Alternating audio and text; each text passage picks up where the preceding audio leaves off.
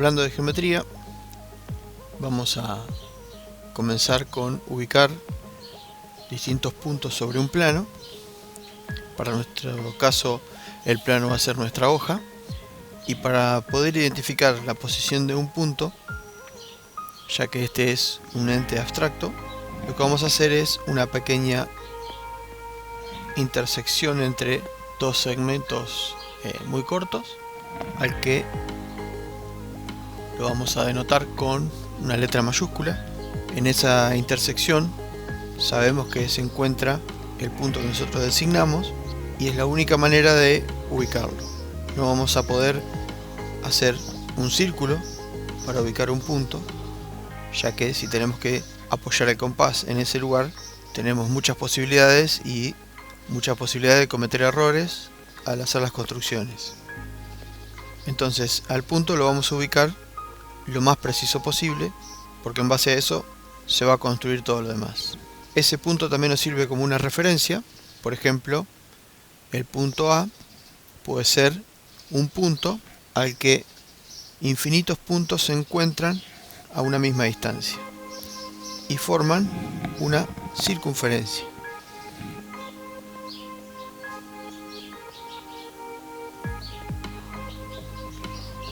Entonces podemos decir que como lugar geométrico, la circunferencia es el lugar geométrico de los infinitos puntos que se encuentran a una misma distancia de A.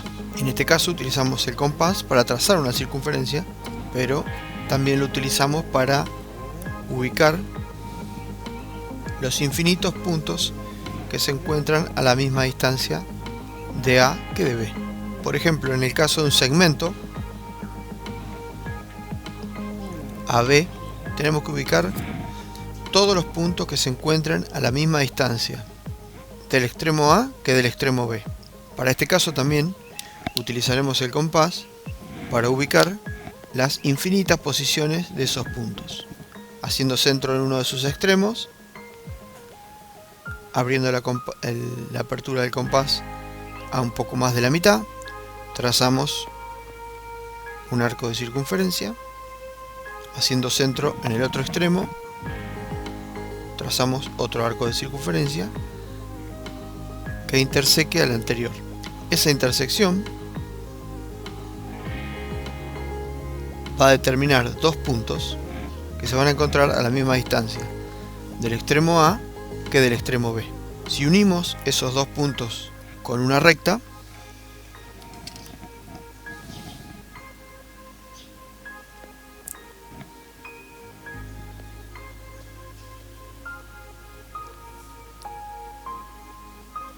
la recta M está formada por los infinitos puntos que se encuentran a la misma distancia de A que de B.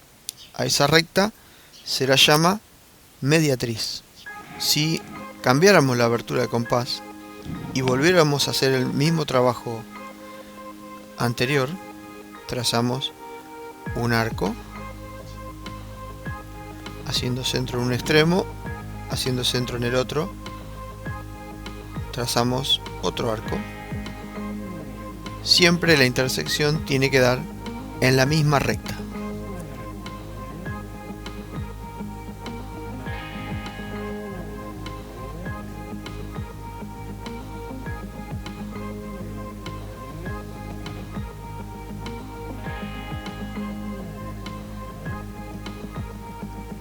Porque cumple con esa condición del lugar geométrico de todos los puntos que se encuentran a la misma distancia del extremo A que del extremo B. Entonces el compás no solamente sirve para hacer circunferencias, sino también para marcar o determinar distancias entre dos puntos. Y hablando del lugar geométrico, también podemos trazar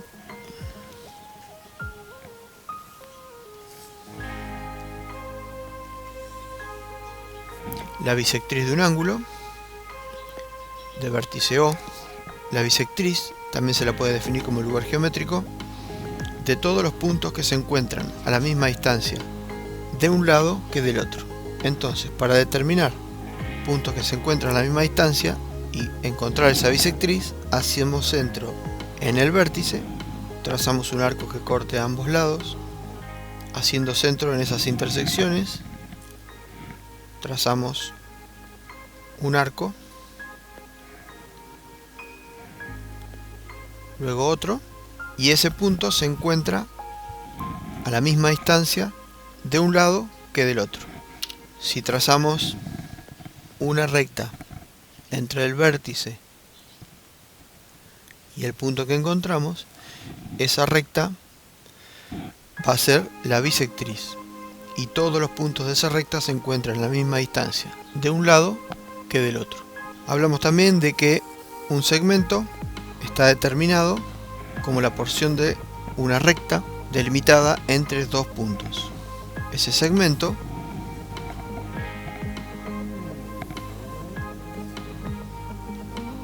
que pertenece a la recta R y va desde el punto A hasta el punto B, se puede utilizar para hacer otras construcciones, para tomar una medida o para transportarlo y realizar alguna operación. Para transportar ese segmento, lo que hacemos es trazar una recta cualquiera, S, que nos va a servir como referencia, un punto M, a partir del cual podemos trasladar el segmento, y con el compás tomamos la medida del segmento AB y lo trasladamos a partir del punto M, y así obtenemos el punto N. También podemos realizar operaciones con segmentos,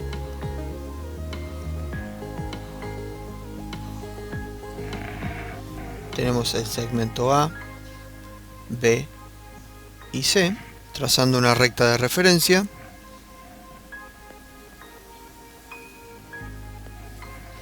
los podemos sumar a partir del punto A todos los segmentos. Lo que tenemos que hacer es tomar la medida de cada uno, transportarla a partir de A,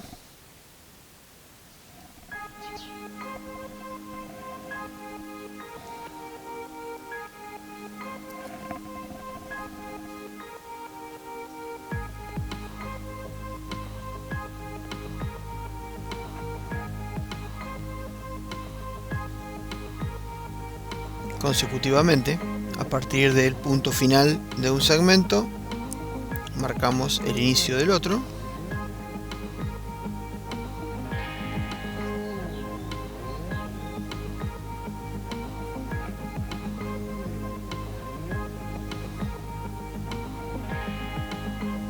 de esa manera tenemos los segmentos A, B y C,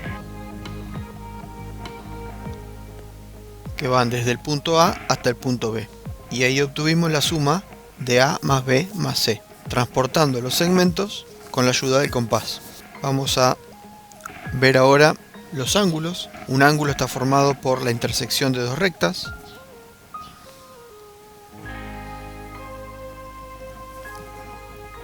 donde la intersección de la recta R y S, la intersección nos va a marcar un punto que va a formar el vértice del ángulo. En este caso, como son dos rectas las que forman el ángulo, se van a formar cuatro: el ángulo alfa, el ángulo beta, que son opuestos por el vértice, son opuestos porque sus lados son opuestos y tienen el vértice en común y tienen la misma amplitud, y los ángulos gamma y delta, que también son opuestos por el vértice y tienen la misma amplitud. La clasificación de los ángulos: comenzamos con el ángulo con vértice O y amplitud 0, se la llama ángulo nulo. El ángulo alfa de vértice O se lo llama agudo, ¿Por qué? Porque alfa es mayor que 0 grados y menor que 90 grados. El ángulo recto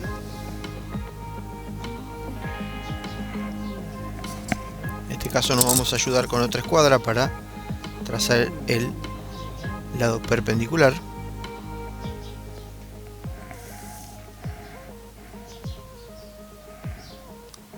También de centro O y apertura de 90 grados. El ángulo obtuso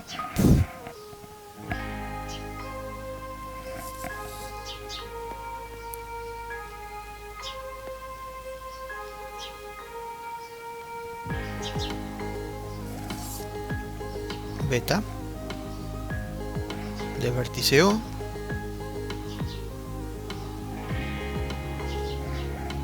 El ángulo es obtuso porque acá me olvidé de poner grados. Es mayor que 90 grados y menor que 180 grados.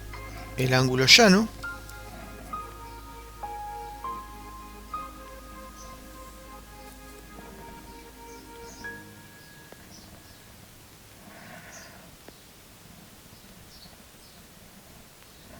que mide 180 grados.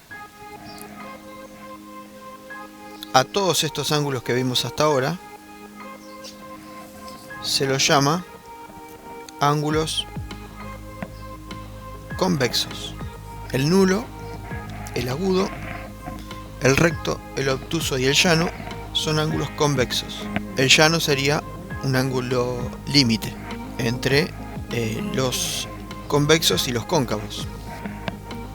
No formaría parte de ninguna de las dos clasificaciones. Y este ángulo es un ángulo cóncavo porque es mayor que 180 grados. Cuando hablamos de ángulos, también podemos hablar de ángulos consecutivos.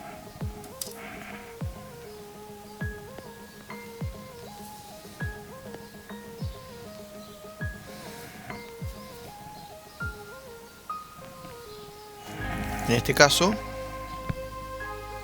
alfa y beta son consecutivos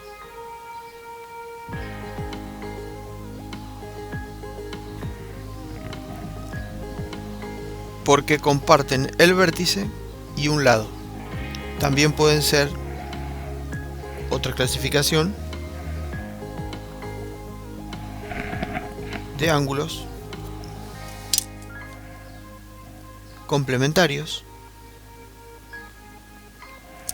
Dos ángulos son complementarios cuando su suma da 180 grados. Perdón, 90 grados.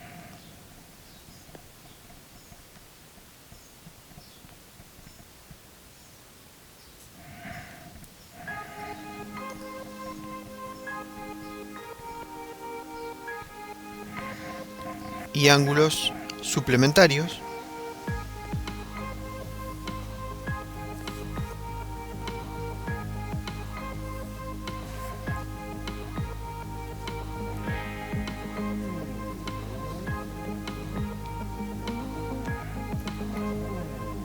porque su suma da 180 grados.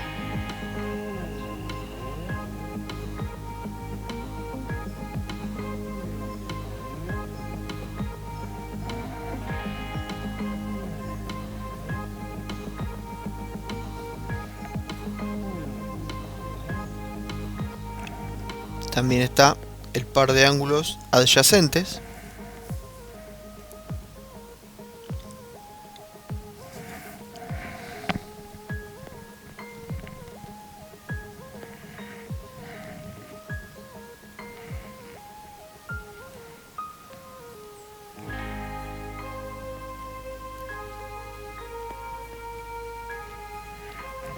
que tienen que reunir dos condiciones.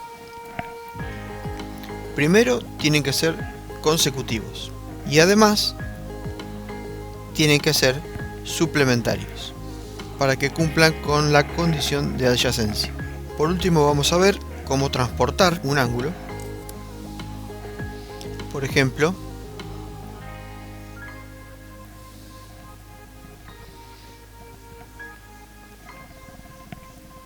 queremos transportar el ángulo alfa de vértice O a otra posición.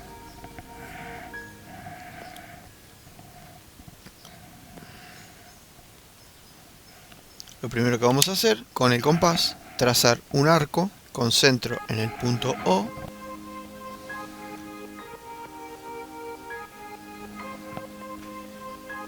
que corte a ambos lados del ángulo y con la misma abertura de compás y haciendo centro en el otro punto donde nosotros vamos a utilizar como vértice, trazamos un arco con la misma amplitud. Lo único que nos falta hacer es medir la cuerda entre los puntos de intersección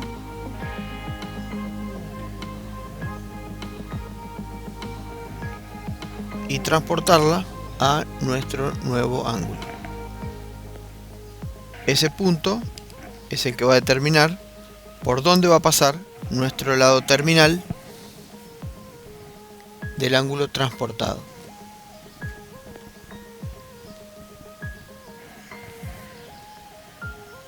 Y así tenemos el ángulo alfa' con la misma amplitud que el ángulo alfa.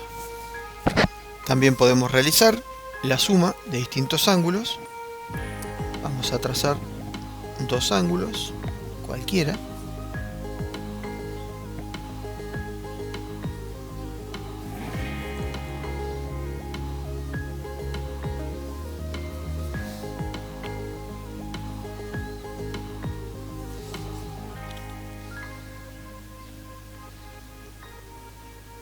Beta y gamma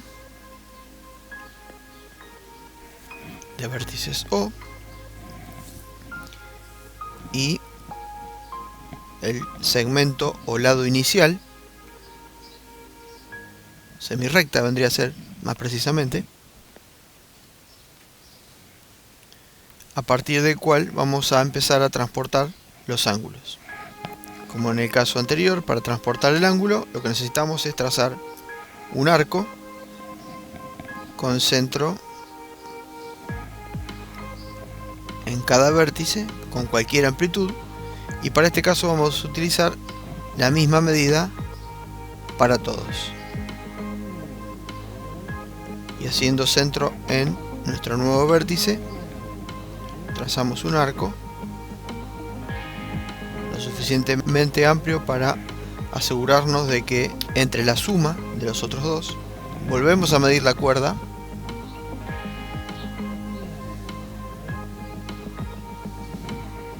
a partir de la intersección entre el arco y nuestro lado de referencia. Haciendo centro con el compás, marcamos el primer arco y agregamos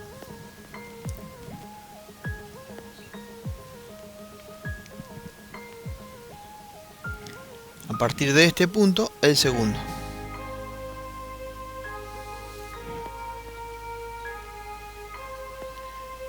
De esa manera tenemos la suma de beta más gamma. Ahora trazamos los lados que corresponden.